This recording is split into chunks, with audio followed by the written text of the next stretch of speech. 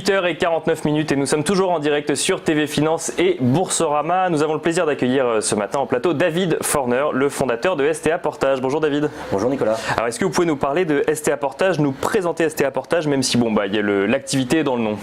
Effectivement. Donc nous sommes une EPS, une entreprise de portage salarial, et notre particularité c'est que nous sommes spécialisés en IT, donc tout ce qui tourne autour de l'informatique. Alors le portage salarial, c'est pas forcément une activité qui est connue de tous les gens qui nous écoutent. Est-ce que vous pouvez nous expliquer ce que c'est et à qui ça s'adresse? Oui, bien sûr.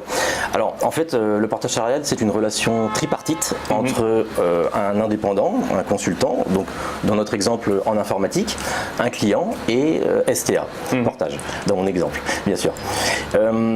Donc l'indépendant trouve une mission, négocie sa mission avec le client et nous appelle au moment où la mission est terminée. D'accord. Enfin, avant de commencer la mission, du coup. Exactement. Oui. Et puis donc nous prenons contact avec la société cliente et nous établissons donc d'une part un contrat de prestation avec le client et d'autre part un contrat de travail avec l'indépendant.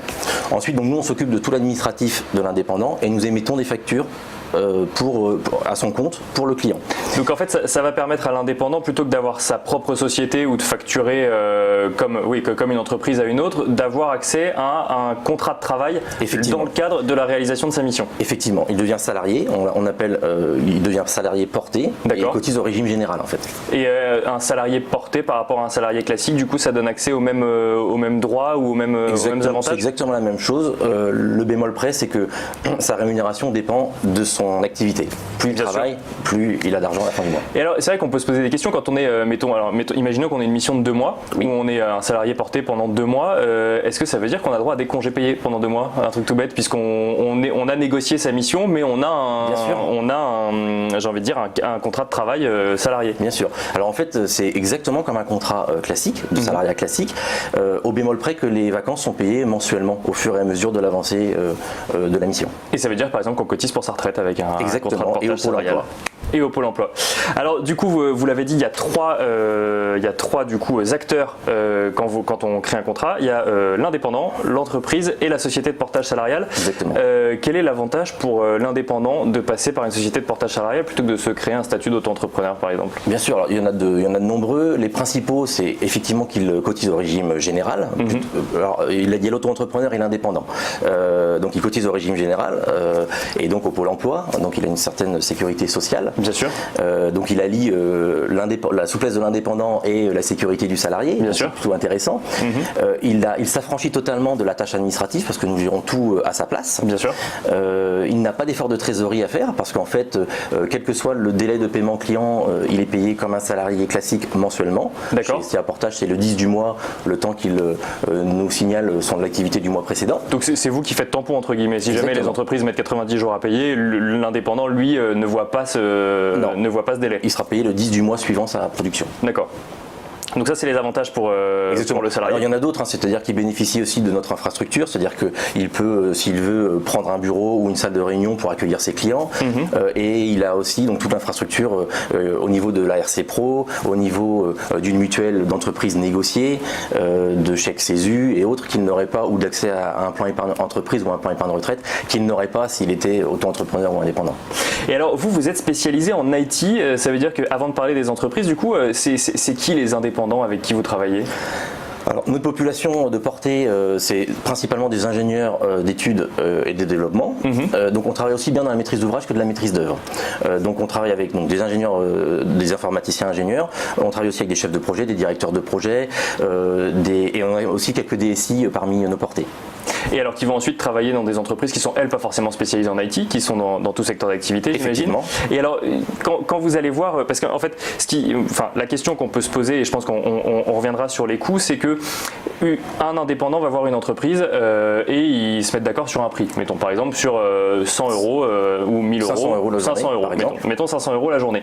L'entreprise du coup, elle va pas dépenser 500 euros puisque quand vous allez prendre contact avec elle, elle va du coup payer également les charges patronales qu'elle aurait dû payer pour n'importe quel salarié.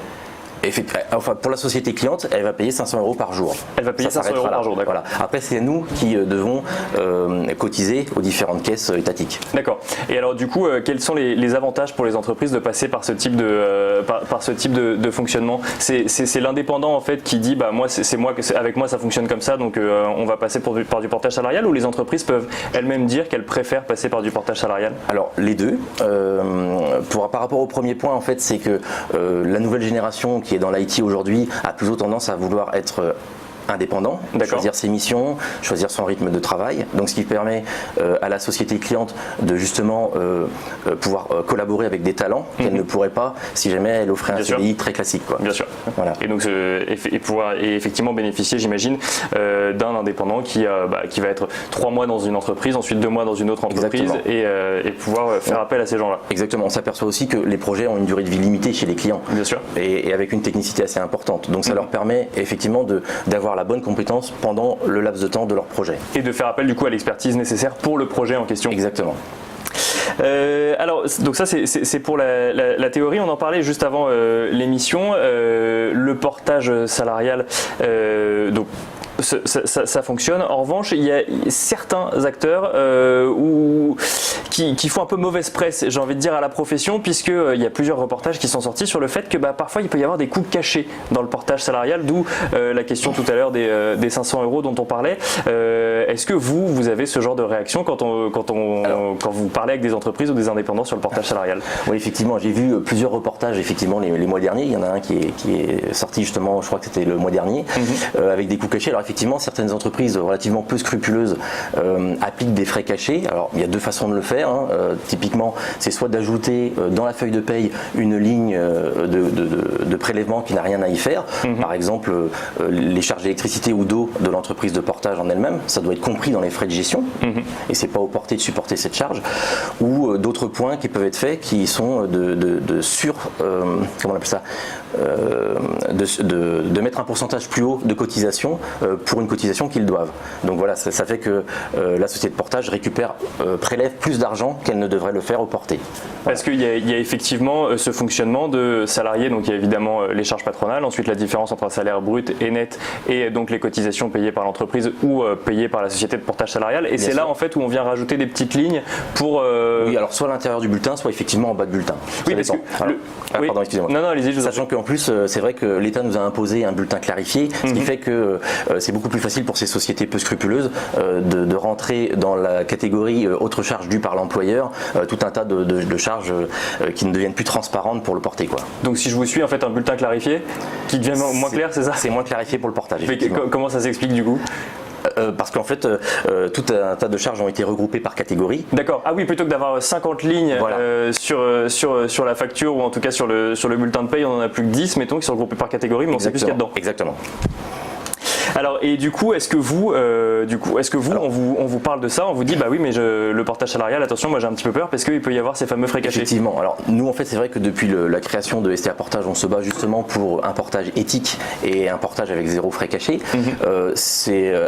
On commence à être reconnu sur les plateaux informatiques actuellement, donc c'est vrai qu'il y a beaucoup de cooptation qui se fait. Et puis, on s'est rapproché aussi de la FEDEPS, qui est une association donc qui milite aussi pour un portage éthique et est en train de mettre un label en place qui est le label zéro frais cachés. D'accord. Donc nous, comme on adhère totalement à cette idée depuis le début de la création de STA, on va d'ailleurs se réunir lundi prochain avec le FEDEPS et quelques confrères. Alors le FEDEPS qui est l'anagramme de je sais plus exactement, c'est une association la fédération en tout cas du portage salarial et qui défend le portage salarial éthique. Et donc vous allez vous réunir pour du coup créer ce label qui viendra ensuite être imposé sur les sociétés de portage salarial qui ne pratiquent pas cette politique de frais cachés. Exactement. Et alors on peut rappeler rapidement du coup le modèle d'une entreprise de portage salarial, c'est du coup de prélever une commission sur le service rendu du coup à l'entreprise et aux salariés, c'est ça? Effectivement, en fait on appelle ça des frais de gestion et c'est un pourcentage du chiffre d'affaires hors taxe facturé par le porté. Et du coup, zéro frais cachés chez STA. STA, ça existe depuis combien de temps? Alors on a été créé en 2012. En 2012. Voilà. Et du coup, vous êtes combien aujourd'hui? Aujourd'hui, on est plus de 300 collaborateurs portés. D'accord. Et cette année, on va générer un chiffre d'affaires d'environ 27 millions d'euros. Et alors, qu'est-ce qui explique une croissance comme celle-ci en si peu de temps? Alors, je pense qu'il y a trois principales raisons. La première raison, c'est qu'effectivement, on a mis en place beaucoup de processus et de process que tout le staff connaît. Donc, ce qui fait que ça fluidifie beaucoup les interactions entre les différentes personnes et entre nos interlocuteurs, les portés, les clients, les fournisseurs. Donc voilà. D'autre part, on a aussi développé un outil interne qui colle parfaitement au portage salarial et qui colle parfaitement aux spécificités de STA Portage. Et qui permet aussi encore de fiabiliser nos process et d'être de plus en plus réactif, parce que c'est vrai que c'est ce que nous demandent nos portés et nos clients. Bien sûr. Et puis le troisième point, et je crois que c'est vraiment le plus important de tous, et là je citerai John Fitzgerald Kennedy, qui disait que l'art de la réussite, c'est de savoir s'entourer. Alors je ne sais pas si STA Portage a réussi, mais en tout cas ce qui est clair, c'est que j'ai vraiment une très bonne équipe, que je remercie d'ailleurs. Et qui vous aide du coup au quotidien. Une équipe qui est basée où? Vous êtes basé que à Paris ou dans différentes... Non, alors, le siège social est à Maison-Alfort, à 2 pas aux portes de Paris. Et sinon, nous sommes aussi implantés à Lille, Toulouse, Bordeaux, Lyon et vers Sophia Antipolis et plus précisément à Valbonne, dans l'arrière-pays niçois. Et alors, pour conclure, David Forner, qu'est-ce qu'on peut souhaiter à STA Portage et à votre équipe et à vous-même pour la suite? Une bonne continuation. On va intensifier nos partenariats avec les SS2I, on va intensifier nos partenariats avec les clients finaux et puis on va mettre en place ce fameux label Zéro frais caché. Merci beaucoup David Forner. Je rappelle que vous êtes le gérant de STA Portage.